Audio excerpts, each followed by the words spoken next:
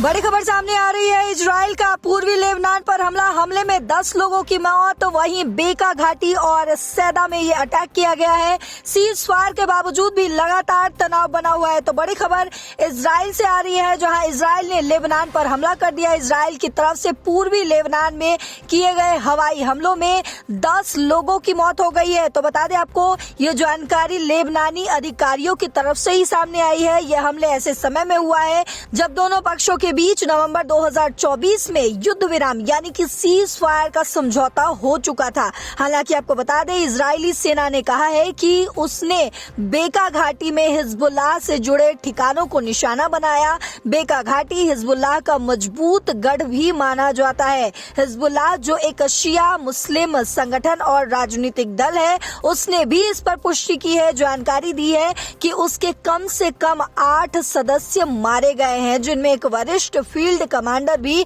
शामिल है। तो आपको बता दें कि नवंबर 2024 में 13 महीने तक चले इस संघर्ष के बाद युद्ध विराम पर समझौता हुआ था।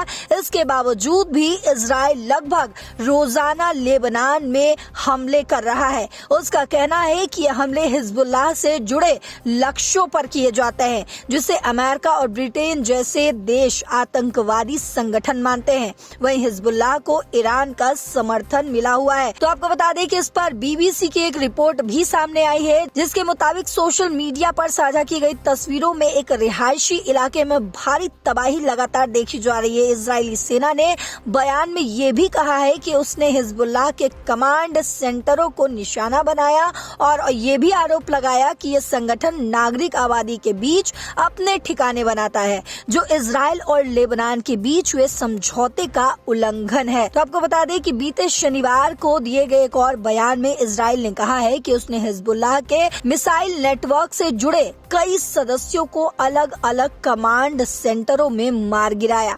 वहीं इस पर सेना ने दावा किया कि ये लोग इजराइल पर हमले की तैयारी कर रहे थे और संगठन की सैन्य क्षमता को बढ़ाने में लगे हुए थे। तो आपको बता दें, जिस तरीके से अभी ईरान और इजराइल के बीच तनाव देखा जा रहा है, तो वहीं अमेरिका भी ईरान पर सीधे हमले की बात करता है। अब वहीं इजराइल ने लेबनान पर हमला कर दिया है। तो हिजबुल्लाह का इस पर कहना है कि युद्ध विराम समझौता केवल दक्षिणी लेबनान के उस क्षेत्र पर लागू होता है जो लितानी नदी और ब्लू लाइन यानी कि लेबनान इजराइल की अनौपचारिक सीमा के बीच स्थित है। इस क्षेत्र में लेबनानी सेना ने हिजबुल्लाह के ढांचे को हटाने की भी प्रक्रिया शुरू की है, जो निरस्त्रीकरण योजना का पहला चरण है। आपको बता दें, हिजबुल्लाह ने देश के अन्य हिस्सों, खासकर बेका घाटी में अपने हथियारों के भविष्य पर भी चर्चा करने से अब तक इनकार किया है।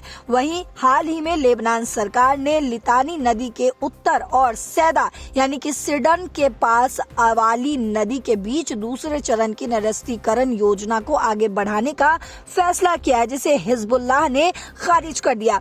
वहीं इस पर लेबनान सरकार का क्या कुछ बयान आया है, वो भी जानना बेहद जरूरी होता है। वहीं आपको बता दें कि लेबनान सरकार का इस पर कहना है कि इजराइल के लगातार हमले युद्ध विराम समझौते का उल्लंघन है।